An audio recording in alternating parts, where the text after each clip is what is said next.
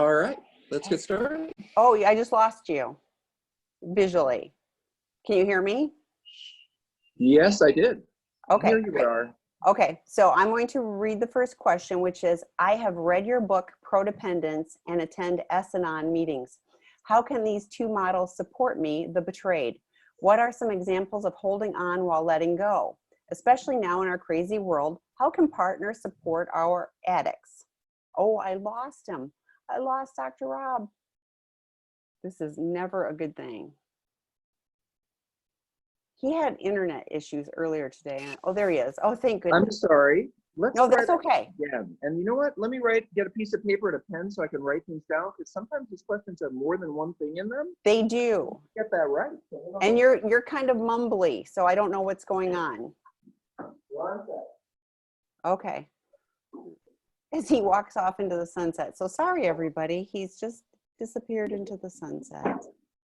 And there he is. All right, let's get to work. I just walked in from the sunset. I know, it was like you walking out into the sunset. Okay, let's go. So let's start it. I'm going to read it over again. Please. I have read your book, Prodependence, and attend S&On meetings. How can these two models support me, the betrayed? What are some examples of holding on while letting go? Especially now in our crazy world, how can partners support our addicts? Great question. Not the one that I get very often, I have to say. We don't often get questions from partners who want to be supportive in that way. And I don't mean that you guys don't want to be supportive. It's just we more often get questions about anger or upset or... So, you know, I was talking to a spouse recently about something like this, Tammy, and I have to say, I was talking about the concept, and this is good for all of you spouses to understand. There's a concept we use in our field called ambivalent attachment. It's a fancy word for I love you and I hate you at the same time. And I think that this is a situation a lot of our partners find themselves in, where it's like, you know, you have loved this person. You just a few days ago, a few months ago, 3 years ago, you looked across the room and you loved them, and that's still inside you. And sometimes you just look across the room and you're not thinking about what just happened and you love them. Or they're sitting with the kids making breakfast, or they're doing whatever, and you feel that feeling, and so you do love them. And they've hurt you and they've ruined your life and you hate them. And when you're reminded of that, you're in a different place. And so I would say that it's not really, I think that the answer runs really with you. If you are feeling loving toward your partner, if you're feeling caring toward your partner, even though he has hurt you, even though he or she even though she has let you down, I think it's okay. How do I say this? Sometimes partners will feel like, oh, I don't want to be nice to them because they hurt me. Or I don't want to be nice to them because they're just starting their journey and I want to reward them. You know, if you feel like being nice to one, be nice to them. It is okay to, look, I'm trapped in my house with my partner at the moment, and I can't tell you how difficult that is. There's a lot of little things that are, and by the way, I don't know about everyone else, but I'm a little anxious these days. And so some of that plays out into the relationship. I have to be really patient and really, we do a lot of walking away from each other right now, a lot of just saying, we're going to let that one go. And sometimes when someone's upset, I just like, wow, you're really upset. I'm going to walk in the other room. Like sometimes I've noticed when times are tough and stressful, it's better to not necessarily pursue discussing and getting into something. And Tammy, we've talked about this before, but I think taking time out once a week as a couple to sit down and say, you know, on Monday nights at 7:30, when everything else is whatever's going on, we're going to sit and we're going to talk about this every week. And I think that does two things. I think for the partner, it leaves you feeling less like, well, when are we going to bring this up? When are we going to talk about it? I have things on my mind. And for the addict, I think it gives an opening to, well, I don't want to talk about it because it might upset you. Oh yeah, we're going to talk about it, so we're going to talk about it. So just setting up, I think, as a partner sometimes for the two of you to share about just this issue leaves time for you to feel loving at other times, or whatever you feel, because you know you're going to have a place to deal with your anger and upset, not just therapy, but in your home, the two of you. And I think that's important. Is that helpful, Tammy? Yeah, that really is. And, you know, like I find myself also often using yes and, you know, because both are true. And so it isn't, you know, that it's, I mean, it'd be so much easier for partners if it was all just the addict is horrible and they're awful. And now I've moved them from I love them to that I hate them and they're always that way. but they're still, you still see the good qualities in them. So understanding, but holding safe boundaries is really important. So ready for the next one? Yes, ma'am. Okay. Like many sex addicts, this addiction has consumed me and negatively impacted all areas of my life. It stood between me and the person I wanted to be. Because of my religious background, I thought praying would remove, in quotes, my addiction away from me. I became hooked on sex from a very young age, right after a young female relative had molested me multiple times at the age of just 6. I was also raised by a mother with narcissistic personality disorder. I know because I'm psych major. I've tried so hard to be more spiritual in order to heal from sex addiction, only to get worse. I became very angry when I hear religious figures say, you're cutting in and out. I get very angry when I hear religious figures say, just pray and you will be healed. Can you talk about the importance of healing from childhood trauma in treating sex addiction? Yeah, I can. I want to say something about spirituality, though, first. I think a lot of well-meaning religious figures will say, just pray about this, or just come to church more, or just, meditate, or whatever, or volunteer, or whatever it takes. And I believe truly, and I know this, that many of those spiritual leaders are doing their best job to try to help you in the way that they can. But if you have a problem with compulsivity or addiction of any kind, or a mental health issue, it takes professional help. And I guess the way I look at it is that God put people like me and Tammy in your life so that you get that professional help, but you're not going to get it simply by sitting in it. There's an old saying, I think in AA, Tammy, I don't know if you've ever heard it. Maybe it doesn't even make sense now, but I remember something like, I'm going to get this wrong, okay? It's something like, God is not going to help you get a sandwich if you're sitting in a closet praying for it. And it has to do with the fact that there's bologna and mustard and tomatoes and bread in the kitchen, but you actually have to leave your closet to go get it. And all prayer in the world isn't going to get you that sandwich, but God has provided. I'm going to go back to your trauma question, but I think Tammy wants to say something about this too. Well, it was, if you pray for potatoes, you better pick up the spade. Like you have to do the work to, it isn't just, pray, and it's all going to be taken away. There's work involved. You have to be willing to go do whatever it is. So yes, go to the kitchen, get the bologna out. And the point of that is that, unfortunately, some pastors don't fully understand that the best direction they can give is to refer you to some books and education and around psychology, find some support groups and people like us, because, if you had cancer, you wouldn't pray it away. You'd pray to find the healing, and you'd pray that the healing came, but you'd also go see a doctor. And in this situation, it's exactly the same thing. Mental health doesn't belong in the hands of non-mental health professionals. I don't get involved in spiritual health a whole lot, but I leave that to the pastors. But I sure want to make sure you're sane. And I don't think prayer makes people sane, but it sure does help sane people stay more sane. How about that? You like that, Tammy? Was that pretty good? It was. I had to follow it. If you're sane, it may well help make you a happier and more peaceful person. How about that? Well, and I actually, to me, my spirituality, and I view it differently from religiosity. So I put those. Can you explain that? And yes, because religion is, this denomination, this following of this religious doctrine. But, with spirituality, that, I follow the 12 steps, and it talks about a higher power. So it's the higher power of my understanding from my recovery, what that is. Now, does it include some of the things I was brought up with? Yes. But does it include everything I was brought up with? No way. Mark Anthony Lord does a webinar that we've got some previously recorded, and I would invite you to take a look at that, because he really helps redefine what a higher power can be versus what you might have grown up with. And it's always a choice. Everybody gets to pick. But my spirituality is an extremely important part of, who I am, but it's very different than the religious upbringing I had. And I think it takes some filleting to figure out really what are your beliefs versus what has been put upon you. This is just me talking too, but for me, that was a really healing part of my recovery. So Tammy, we knew this was just you talking. I just want you to know that we knew that you are the only one there. And I'm making fun of you now, but I think Tammy's trying in her best way to not trump on anybody's beliefs. Correct. But also just say there is a space to find healing in spirituality for yourself, whatever that means to you. And I'm very different than Tammy. I'll just say this, I think it's okay. Tammy, I believe, I have not been with you, but I think you're involved in a religion, you attend some services, you're involved in that, and that is where you find your part of your spiritual life. Not all of it. And I more look for the moments of God that I see in my relationships and in the healing that I'm able to bring or we bring to each other. And I see my religious life in a whole different way, but we both have really deep spiritual beliefs. Some of them are similar to the ones we grew up with. Some of them are different, but we've got them and they're meaningful. They're just ones that work for us and leave us feeling good about ourselves and not ashamed. I want to say something else now. You talked about trauma.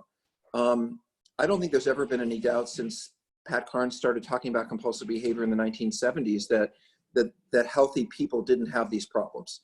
It's always been the case that people who have emotional challenges, psychological challenges, and trauma struggle with compulsivity and addiction. Healthy people don't struggle with addiction. And those of us who've had trauma or early childhood trauma, that is one of the major contributors to compulsivity and addiction in general.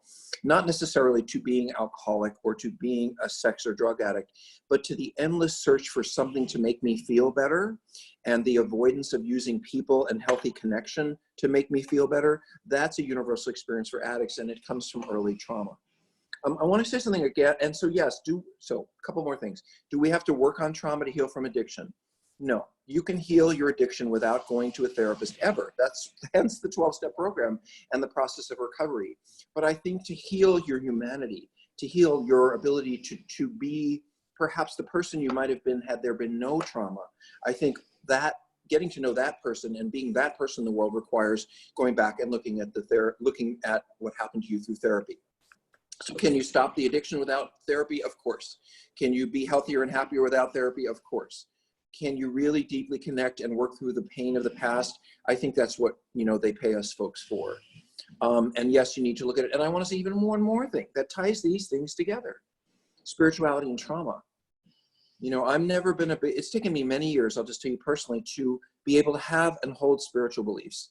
And it's not because I had religious abuse. I know people who avoid religion because they had very abusive religious upbringing. So I didn't have that. I just had such unavailable, such broken parents. I mean, and truly, no offense to them, they're gone now, but they did the best they could. But my parents were mentally ill, they were broken. And so I just didn't get what I needed as a child. And you have to understand, I believe that sense of trust, that there will be someone else out there for me who will look out after me and take care of me, that deep sense that goes along with spirituality, for some of us, that comes from having had healthy caregivers who gave us that feeling when we were very young that we can trust, we can believe, someone's going to be there for us, and we are always taken care of. I never grew up with any experience I grew up with very little experience of safety or believing that others would truly be there for me. I had to learn to take care of myself very young. So it's been very hard over the years to have a belief in a higher power, in trusting that someone or something else would help, because when I was really, really little, and for many, many years, there wasn't anyone to help. And so I do think that for some of us, acquiring spirituality has to do with our recovery and our beginning to connect and love and feel good about ourselves and the people that we get to, be involved with over time. At least that's where my spirituality wasn't able to evolve when I was young. Religion can, but my spirituality had to come later. Next question. How are ways I can see true recovery in my partner? I have learned of 2+ affairs, both in person and online, and these are not just one-time events. And even when asked point blank, I was lied to about them and chose to believe him. This is from a betrayed partner.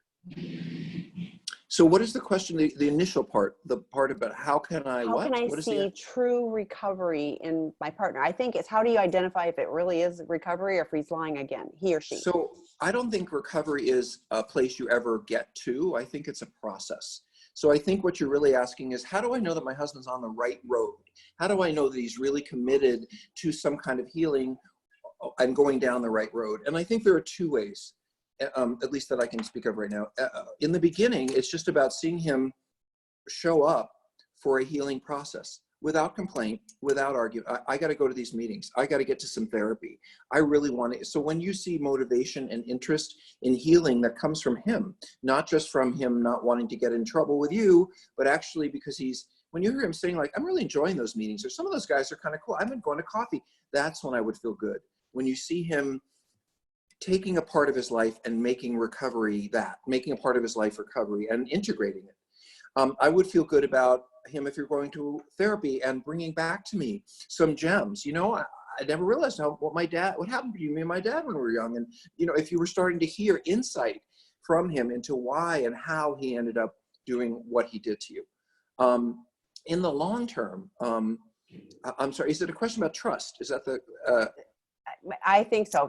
Because it says, and when I asked point blank, I was lied to about this. The first part I wanted to go back to because I actually wanted to say about how are ways I can see true recovery in my partner? Right. That was the question. So, and true recovery, I think, is the later part, is not about his actions. You're seeing that he goes to meetings or he's going to therapy or he's embracing the process. It's when you really feel like you have a whole person there that's being honest with you, that's being truthful, that is kind of what we say, walking the walk, not just talking the talk. In the beginning, by the way, and in the beginning, I mean, in the first year or so when we addicts are starting out, we don't have the best attitude about it. We're not fully committed to it. We are sort of half in and half out, even those of us who run to recovery. And certainly even those of us who are deeply committed and working really, really hard, we still may not know how to be the best partners, the best husbands or wives or fathers. That might take even more work. So I wouldn't necessarily judge his recovery on whether he's become the most loving, the most special, the most being kind, loving, empathic, and compassionate toward you. May take a lot longer than him stopping the behavior and beginning to grow. There's a whole process here. And by the way, maybe Tammy can type in, I'd recommend some books. Read some books on couples recovery and on what this whole process is about. I think we have a resources spot on one of our websites that has where books are, because I think that this is something you can actually educate yourself about. I'd also recommend checking in with other spouses. Like we have drop-in groups where you can sit with other female spouses. We even have groups and they're free, right? And we even have groups for younger married women and older married women, depending on where you are in the course of your marriage. Listen to what those other women have to say about their husbands, their boyfriends, their people. And you can sort of get a perspective on where your marriage is and your relationship is based on what you're hearing with other people. And you'll get a lot of good support at the same time. Okay, next question. How are ways a betrayed partner can rebuild her self-esteem? Mine is shattered. How can I trust that the addicted partner really wants to build a relationship with me? Why would he want to when his addiction gave him what he wanted? That's interesting. Well, I think that there's an assumption in there. Hold on one second, Hallie. So to me, there's an assumption in there that addiction gives us what we want. I think addiction serves as a distraction for what we want. I think addiction serves as a kind of a way to soothe and distract and keep us quiet from what we want. But I don't think what all of us want, every addict, every one of us, we want to feel connected and alive and loved and part of and all that beautiful stuff that makes up a family and a home.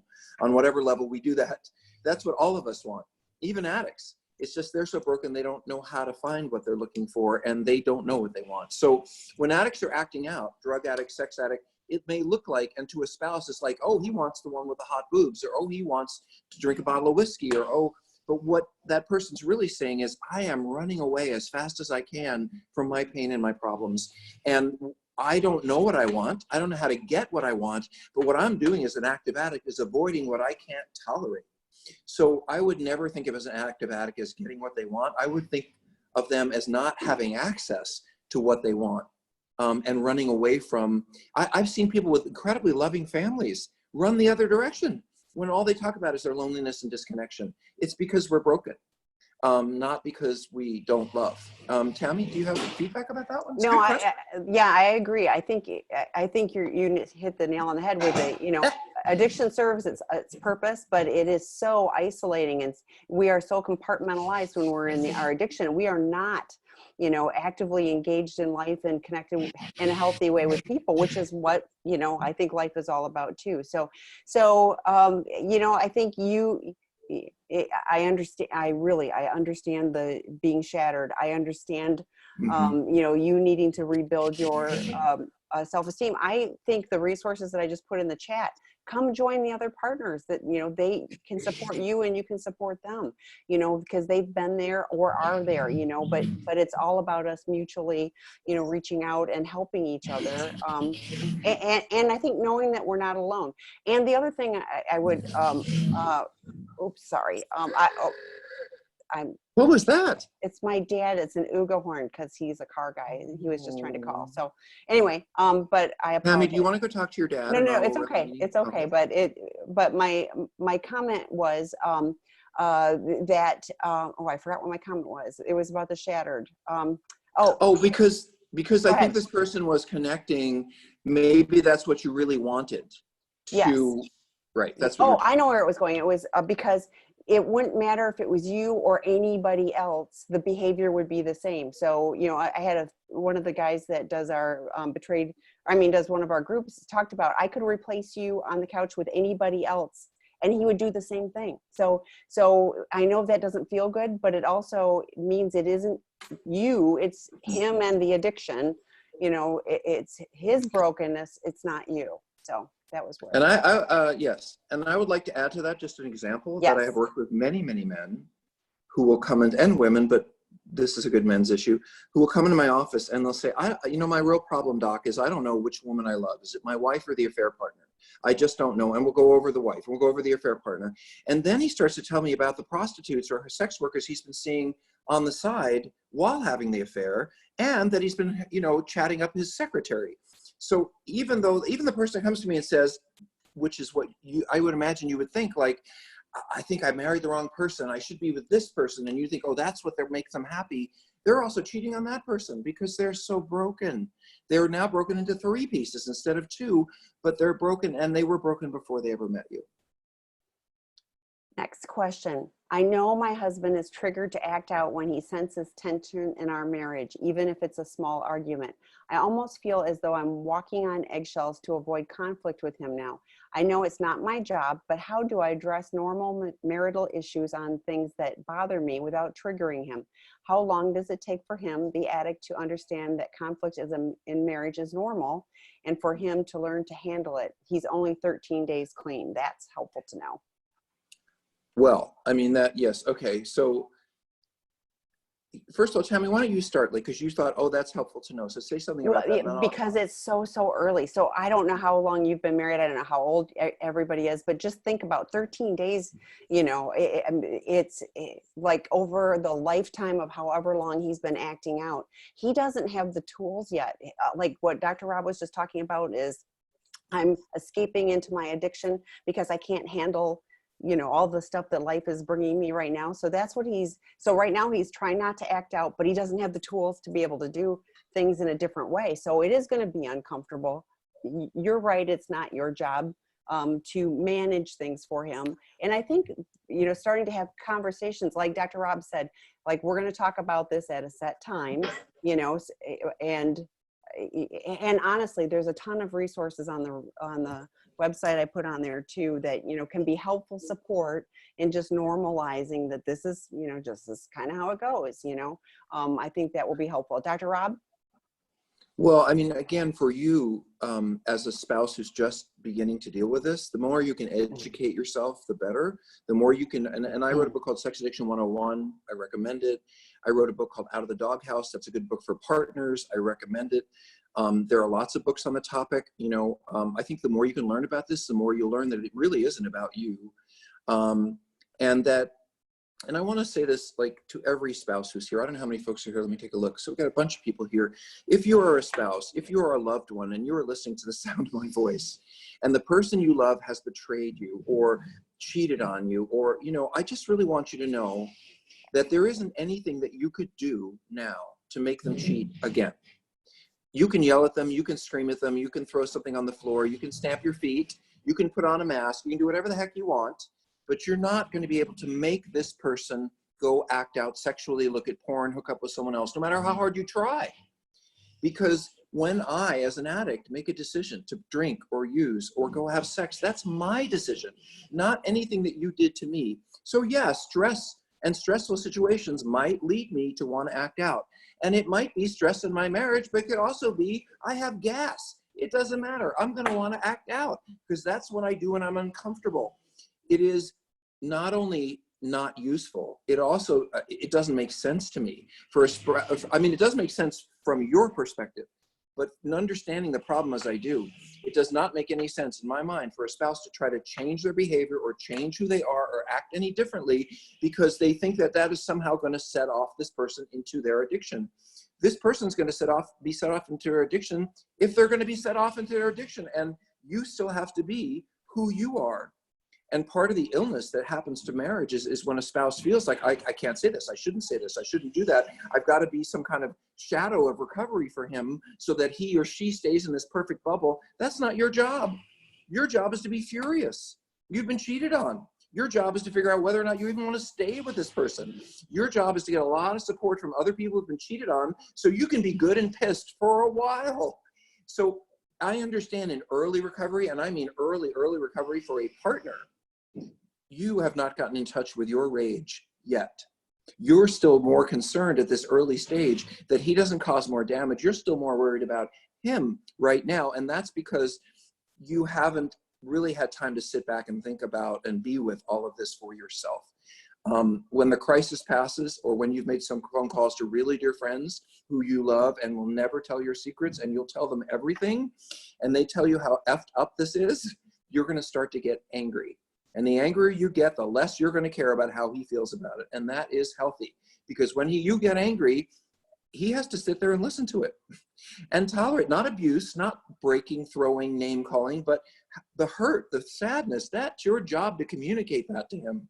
And if he can't tolerate that without acting out, then I have a treatment center for him in California where we do really good work called Seeking Integrity, and he can spend 2 weeks with us. Well, and by the way, just to say something about what residential treatment is for. The reason we do residential treatment is for people who, when they're in a crisis, when they're in a panic, when they're struggling, when they're looking at trauma, they just can't stop acting out, or they just keep returning to acting out.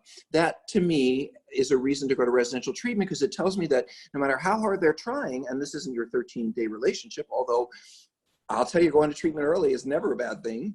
There is something that happens at a certain point where people begin to realize that they want to get well for themselves.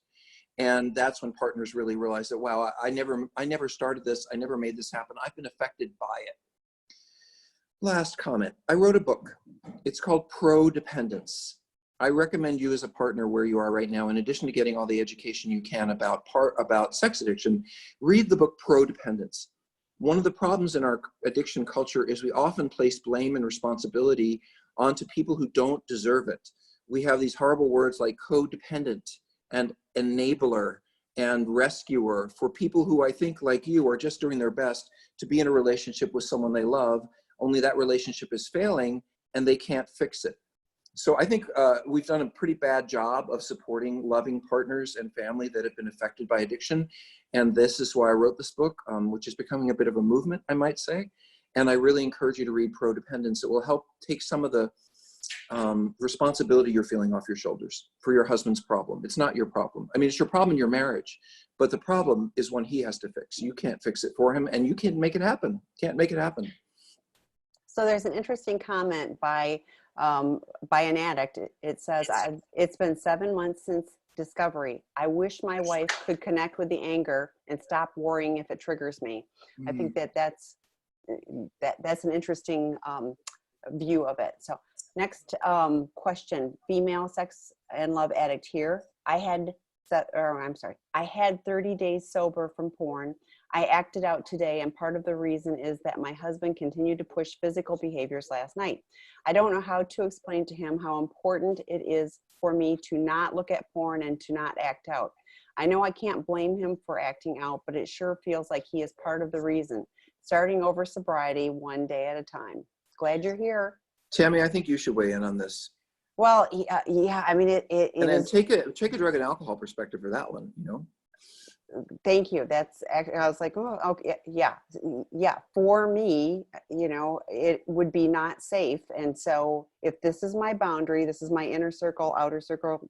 I mean, these are my boundaries. And if my loved one cannot, I mean, it'd be like someone taking me to the bar the first 30 days of my sobriety and going like, you know, I want you to sit here while, you know, just smell this drink. Not Doesn't it just smell that, good? not So, you just know, that, not just that, Tammy, but watch me drink in front of you, right. Yeah. right? Yeah. As your friend. I mean, think Yeah. about that.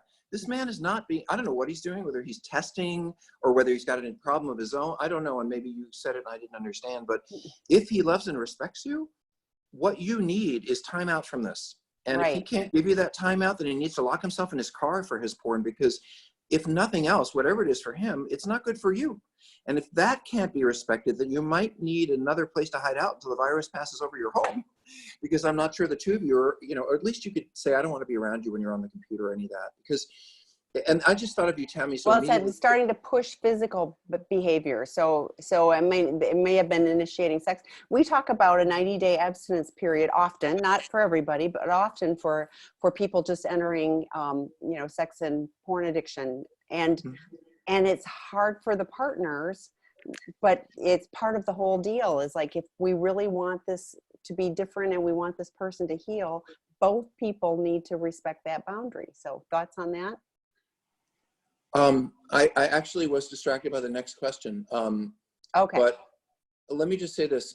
I think that in this case, so remember earlier we said that no partner is responsible for an addict's acting out. And that's true. But I got to tell you, if I was an alcoholic in early recovery and my spouse knew I was working on alcohol recovery and brought home a fresh bottle of vodka and poured it over some ice and sat down across from me, I would think that they didn't really have a whole lot of sensitivity to what I was going through, or they weren't taking my problems very seriously.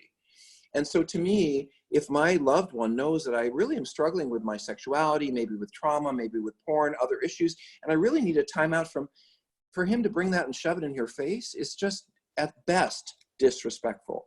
So I'm more worried about the nature of all of that. I'm more worried than you are about how he's treating you. You're worried about whether you should boss him around, tell him to do this or that. How about that he loves you and he wants to protect your health? That's where I would start. And if he isn't doing that, then what's wrong with him that he values this behavior over your emotional health? And if you haven't articulated that clearly, that might be a good place to start. Yeah, I agree. So, okay. How does a sex addict relearn, in quotes, what a normal sex life looks like? Is that a male, do you think, or a female? I'm just curious. It's from a female, but it doesn't indicate if that's the partner, which I kind of think it might be the partner of someone. And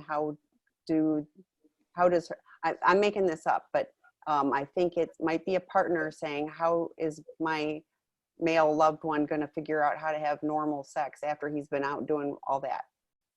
Okay, well, I can answer that question no matter who it is, Yeah, actually. It is from the partner, so yes. Okay.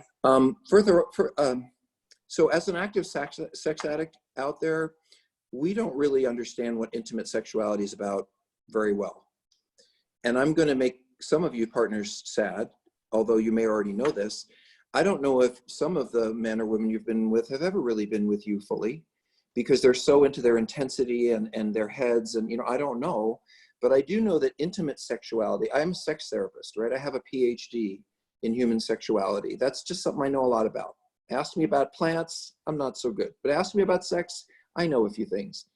And, you know, the way that sex addicts go about restoring sexuality is not through images and exciting hot moments. And you have to understand that we as sex addicts are so used to finding arousal, getting to sex and arousal, whatever that is for us, through immediately being turned on by what we see. We see a butt on the street, we see somebody walking by, we see something online, we see something in a magazine, all of a sudden we're excited by that image, by that external object, and we want more of it. We want more images, more people, more butts, more whatever, and then we get into whatever we do.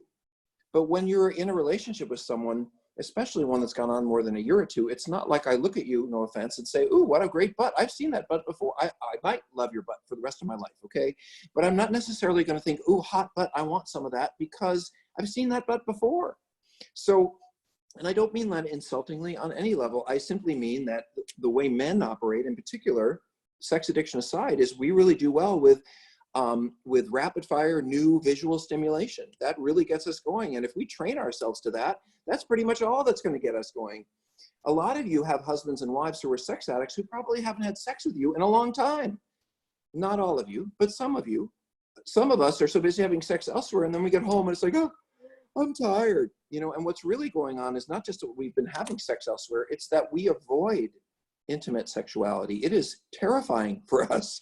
We have a lot of sex with you when we're in romance and we first get to know you, but once we really get close to you, a lot of us back off, and that's because intimacy and relationship and sex is what scares us off. So I'll make this really quick. I made it really long. I say to sex addicts, to you, men and women, that in recovery with a partner, that sex can no longer be about intensity. It has to be about intimacy. And that moving into intimate sexuality has to come from inside of us, a very different place than, ooh, look at that hot whatever. We are used to, as addicts, being turned on first and then pursuing what turns us on. That's not intimate sexuality. Intimate sexuality with someone you love is, maybe you're not turned on. Maybe you're just lying in bed and you're kissing and you're playing and you're holding and you're massaging, and then you get aroused, and before you knew it, you're sexual. That's kind of more like people have sex. In other words, or it could be, hey, I'm really horny. You are too. Let's go for it, you know? But it's not like I'm looking at you like you're porn. It's not like when we're in bed together, I am experiencing you like you're a sex worker because I know you and am familiar with you. The good news for marriages and relationships is that in the brain, the way we experience our emotions and feelings around sex are very different in an intimate sexual encounter than with a stranger. When I have sex with a stranger, it sends off lots of fireworks and light bulbs. But when I have sex in an intimate partnership that's meaningful, it actually is expressed in a different part of my brain. There's a sense of freedom and an ability to relax into sexuality that's very different from strangers and affair partners and all that intensity. What I'm saying is intensity-based sex is different than intimate sex. Intimate sex is something that sex addicts often avoid to the point where when we actually want to be intimate with a partner, we have no idea how, because we've been pursuing intensity-based sex and sex based on being aroused.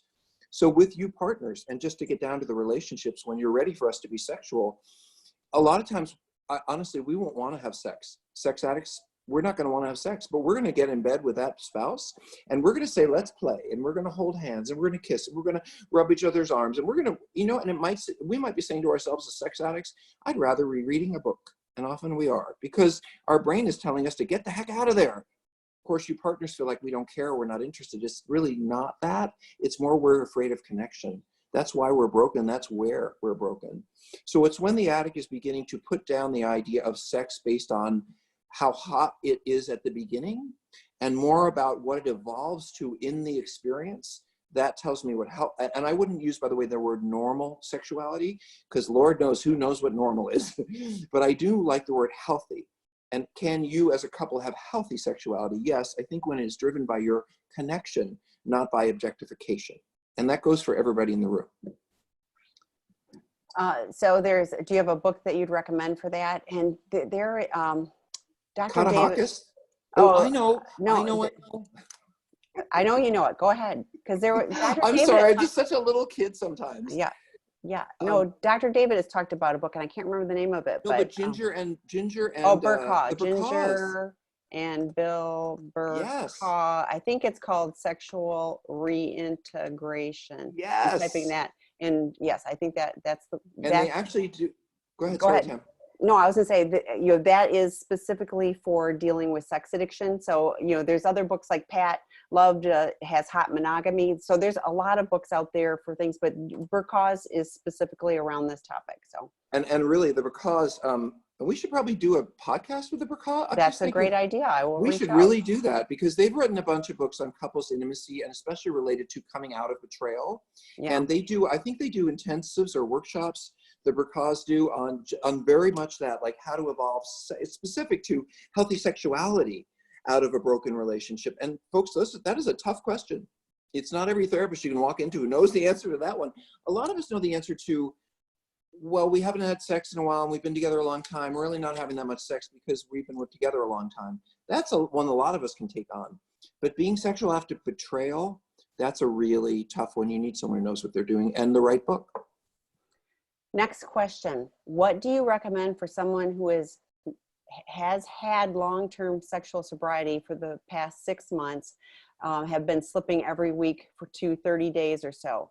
My brain is not making good decisions right now. I have been going to meetings every day and doing spiritual work every day, but I'm still getting into trouble, especially now that I don't have my face-to-face meetings and I'm home all the time alone.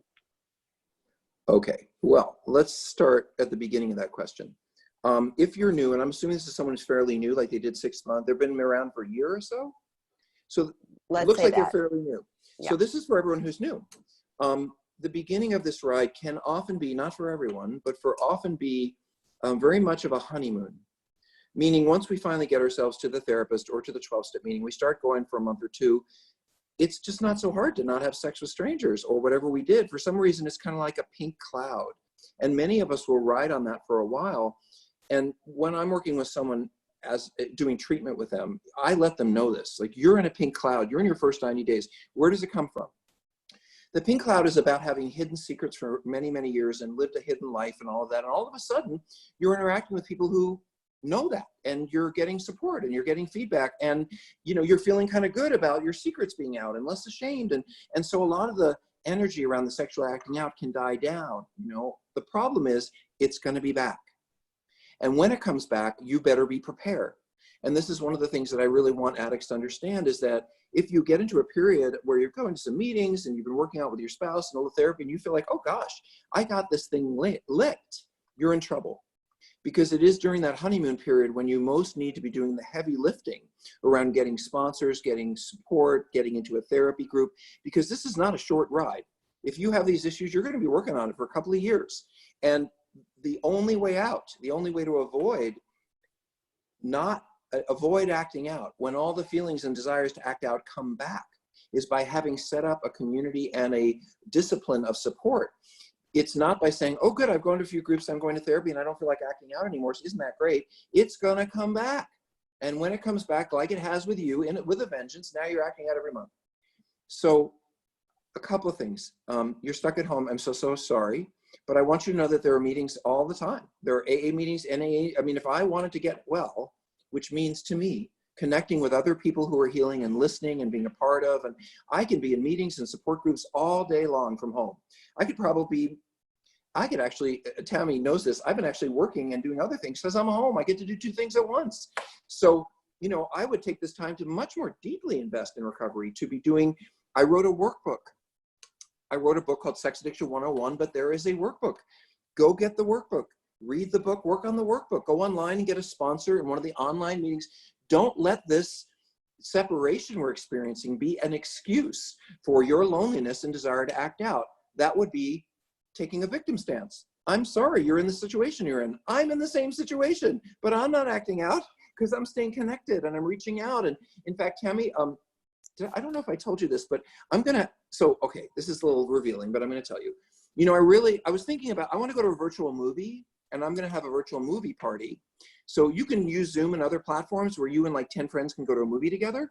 And there are even platforms where we can all sit on a bench together and kind of virtually see each other and talk to each other about the movie. So I think I'm going to have like a Pretty Woman movie where we all go see some old movie we all know and have fun with, and we can sit and comment and eat popcorn. And so I can go to the movies with friends and actually make more noise and interrupt more than if I was actually at the movies. Find ways to connect in this disconnection. That is your job.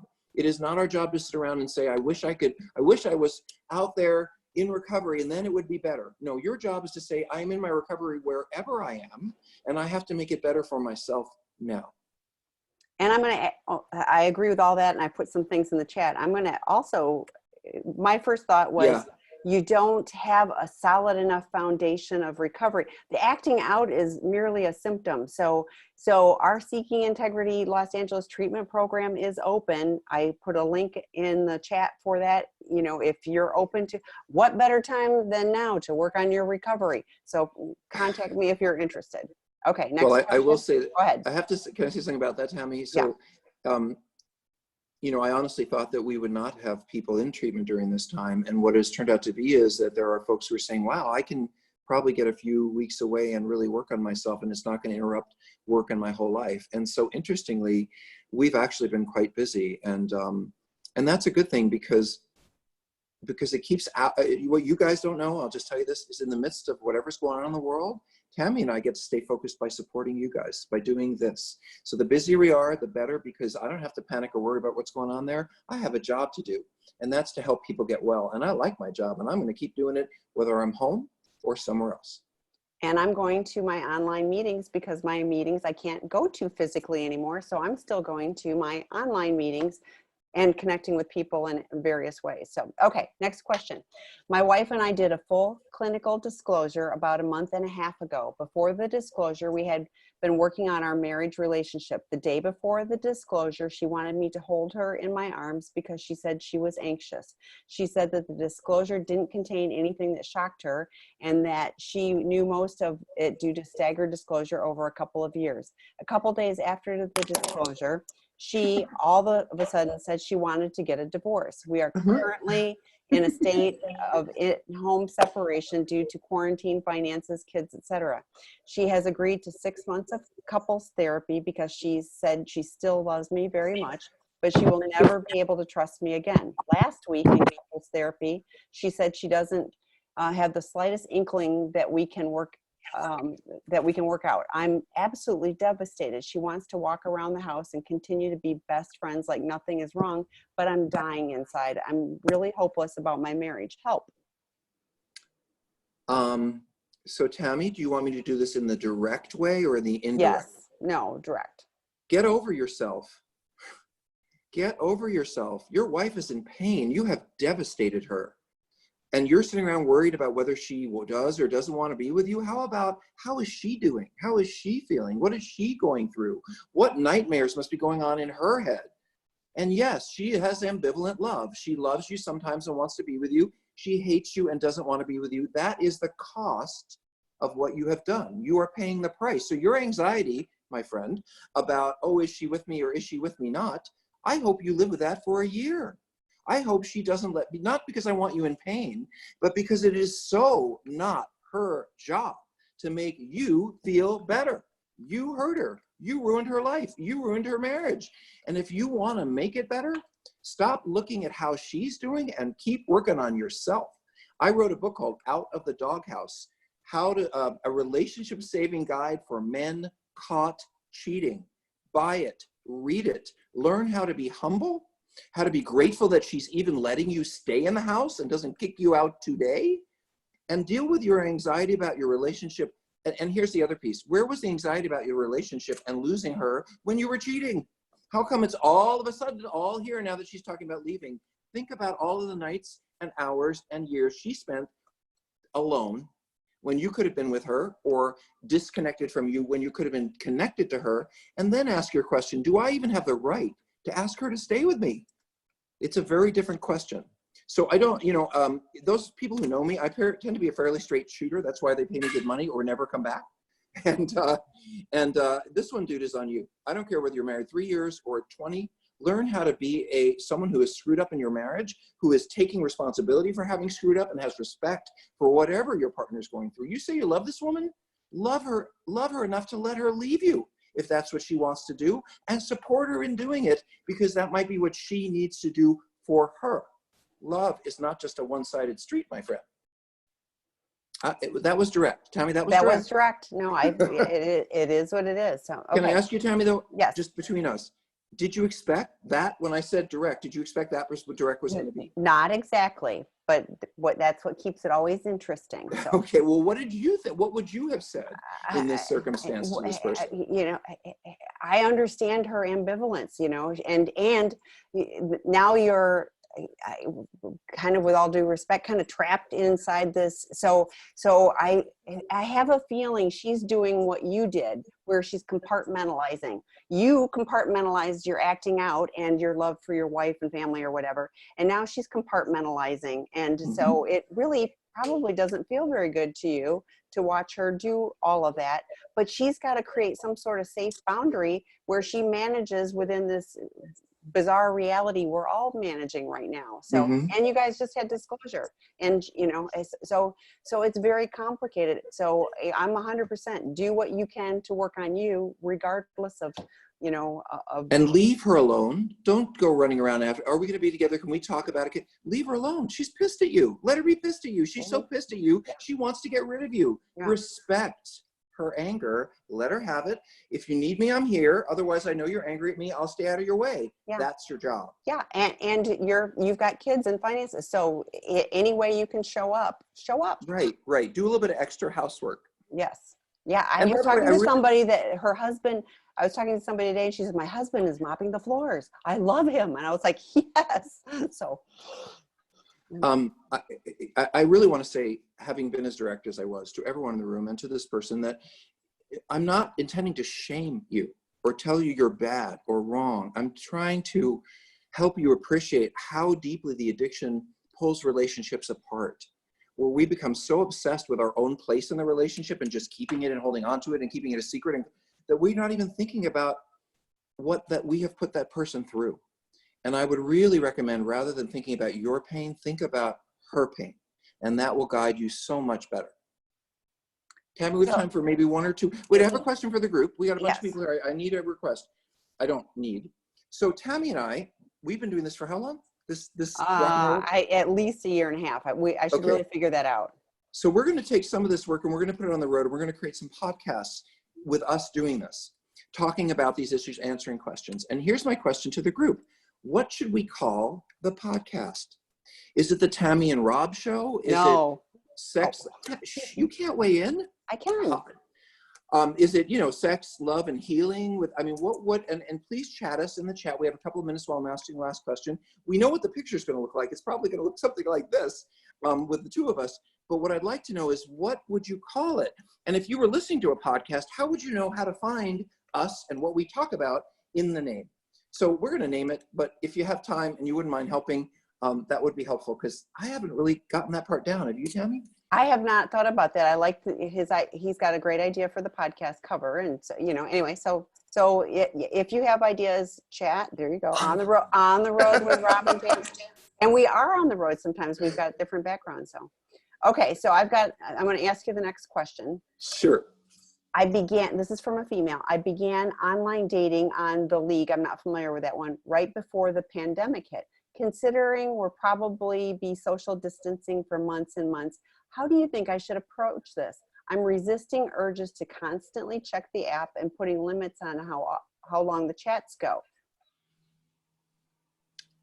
If it were me and I were focused on my recovery, really, like, that was my priority, I wouldn't date now, because this is a very, very, if you have a dating relationship and someone's really meaningful to you, important to you, and you got something going, by all means, you want to talk to them, connect to them, but new dating, I don't think this is the time for that. And I really want you to know why. It is such a stressful time, and we can't meet and connect. And all of us are looking to have a safe place to put some uncomfortable feelings. All of us. I'm eating a little more ice cream than I should. I'm not going to ask Tammy what she's doing, but I'm sure we're all into something that's running and hiking, whatever it takes, And so what I want to say to you is, if I'm an addict and I'm looking to escape emotionally, and I know I have a history of that, then right now, while we are struggling with being able to go out of the house, it's not a good time to be dating. It's a good time to be connecting with friends and recovery. You don't want to give your heart away right now. You want to build your heart up and get a lot of support. The dating will wait. And here's a good thing. You're already asking yourself the right question. So Tammy, I think I've told you this, but I haven't said this in a while. One of the smartest women I ever worked with, who was in a group I ran, she was a client. I'll never forget this. She said, someone asked her someone said to her, hey, Mary, should I do this or not? And she said, when I'm supposed to go when I decide I'm going to go do something and I just go do it, I don't think about it at all. I just go do it. But when I find myself saying, should I do this or not? It's usually for a reason. And when I'm questioning whether I should do something or not, it's usually because it's not a good idea. And because when you just go meet friends, you just go meet friends. You don't say, is this a good idea? When you go to dinner, you just go to dinner. When you go to, so if you're asking how I'm a little anxious, I would say, take a month out. We'll all be back on the streets soon, and you get to pick up anyone you want, but, and get to know. But in this situation, you're vulnerable, you're needy, as you should be. let your friends and family support you, not some stranger. And then you don't have to worry about obsessing about obsessing on the app, because you shouldn't use it. I bet they hated that answer, Tammy. I bet they just hated that answer. I think it's practical. So, okay. Last question. So, yes. So this one is, I gotta read this. I'm a recovering sex, porn, and love addict. My wife and I just finished a therapeutic disclosure with our counselor over Zoom, where I disclosed an emotional affair involving someone who was, after the affair ended, but remained a friend, which was still inappropriate by definition, a part of our wedding. I take complete responsibility, and of course now feel a sense of relief at getting it off my chest to her. She showed very little emotion, just a bit more than earned passive aggressive sarcasm, and I'm staying as much out of the way of her in our house. I have the upstairs area to myself as I can until our next counseling appointment on Thursday. Any advice on what I can do now to help my wife heal? I know I just hit her with a bus and I don't know how to pick up the pieces. Well, I don't think you should or can. I don't think that it's your job to pick up the pieces. I think that it's her job to pick up the pieces. And you have to support her in picking those pieces up. If she needs therapy, she needs support, she needs group, but I don't think you can fix this for her. You made the problem. And that's the really hard part about being the addict. One of the hard parts is when we realize what we've done, and we really get how much we've hurt someone we loved. Not all of us, but some of us get there.